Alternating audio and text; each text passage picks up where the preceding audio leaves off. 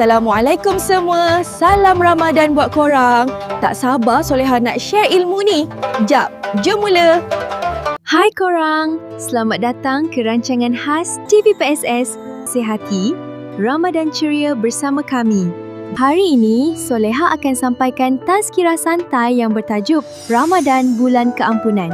Mesti korang nak tahu kan? Ramadan ni dikenali bulan keampunan tau.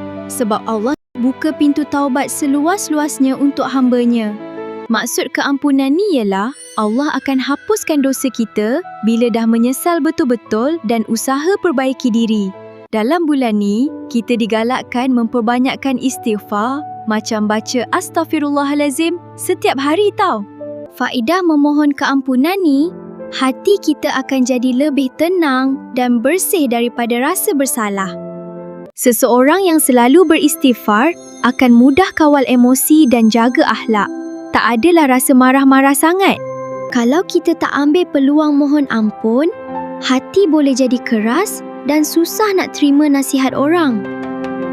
Di sekolah, korang boleh mohon maaf pada kawan-kawan jika ada berselisih faham sebelum ni. Di rumah pula, biasakan diri minta maaf kat ibu bapa korang sebelum nak tidur setiap malam. Kesimpulannya, Ramadan ni beri peluang kita mula hidup baru dengan hati yang bersih. Jadi, jangan lepaskan. Alhamdulillah, selesailah perkongsian Soleha hari ini. Semoga korang dapat sesuatu ke Ramadan kita lebih baik daripada semalam. Tak gitu? Kita usaha sama-sama ya. Jangan lupa terus buat kebaikan. Walau sekecil mana pun, setiap kebaikan tu penting sangat. Jumpa esok ya korang. Selamat menjalani ibadah puasa. Jaga diri korang elok-elok lah. TV PSS Sehati, suara kami. Ingat kami, ingat Sehati.